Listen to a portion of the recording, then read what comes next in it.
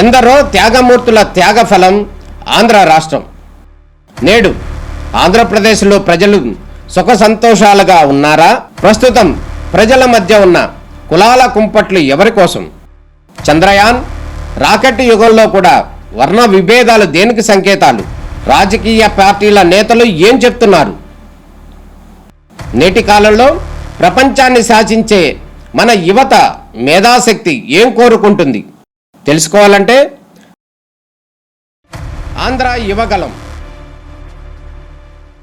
ప్రజల మాటే మా నోట.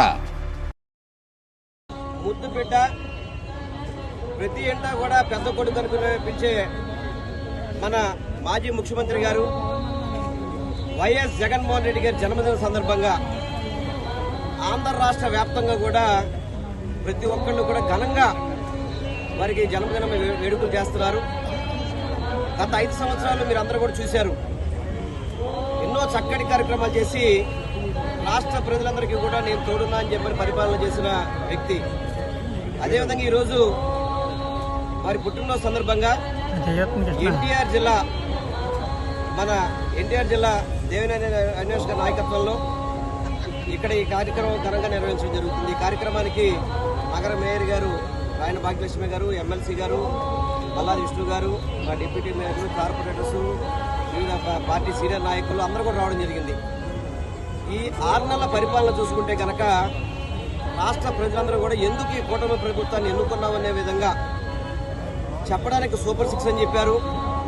తర్వాత ఎన్నికల ముందు ఎన్నో వాగ్దానాలు చేశాడు. చంద్రబాబు నాయుడు గారు కావచ్చు, పవన్ కళ్యాణ్ గారు కావచ్చు, కూటమిలో ఉన్న పార్టీలన్నీ కూడా కావచ్చు, ఏ ఒక్కటి కూడా నెరవేర్చకుండా ప్రతి ఒక్కరిని కూడా బాధుడు కార్యక్రమం అని చెప్పని ఎన్నికల ముందు కరెంటు ఛార్జీలు పెంచరని చెప్పని ఈరోజు కరెంటు ఛార్జీలు ఏ విధంగా అంటే ఛార్జీలను కాకుండా వాటిని ఏ విధంగా డబ్బులు వసూలు చేస్తారు ప్రజల నుంచి చూడాల్సిన అవసరం ఉంది ప్రతి ఒక్కళ్ళు కూడా.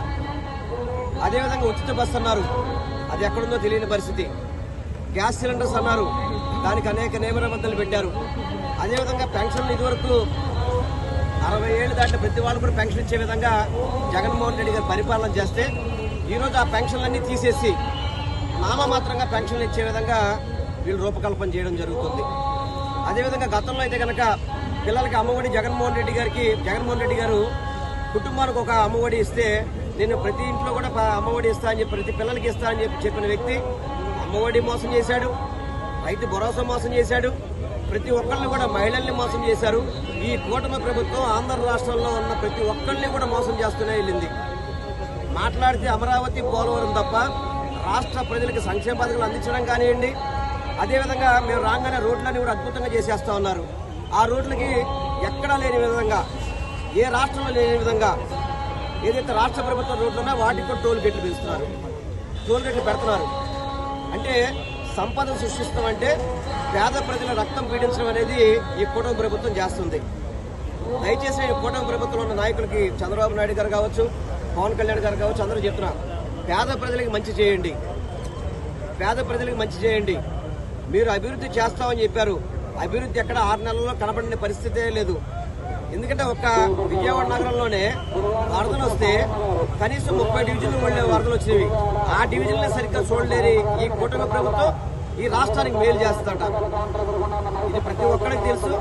ఈ కూటమి ప్రభుత్వం తెలుగు ప్రజల్ని, ఆంధ్ర రాష్ట్ర ప్రజల్ని మోసం చేసే ప్రభుత్వం అని చెప్పి మీ అందరికీ తెలియపరుచుకుంటూ జగన్మోహన్ రెడ్డి గారి పుట్టినరోజు సందర్భంగా మళ్ళీ ప్రజలందరూ కూడా కోరుకుంటున్నారు, జగన్ అనే ముఖ్యమంత్రి కావాలి, జగన్ అన్న వస్తేనే మా కుటుంబాలు బాగుంటాయని చెప్పి ప్రతి ఒక్కళ్ళు కోరుకుంటున్నారు. తప్పకుండా రానున్న రోజుల్లో జగన్ అన్న ప్రభుత్వం వస్తుంది. అమ్మవారి ఆశీస్సులతో జగన్మోహన్ రెడ్డి గారు నిన్ను 100 ఏళ్లు సుఖ సంతోషాలతో ఉండాలని చెప్పని మనస్ఫూర్తిగా కోరుకుంటూ సెలవు తీసుకుంటారు.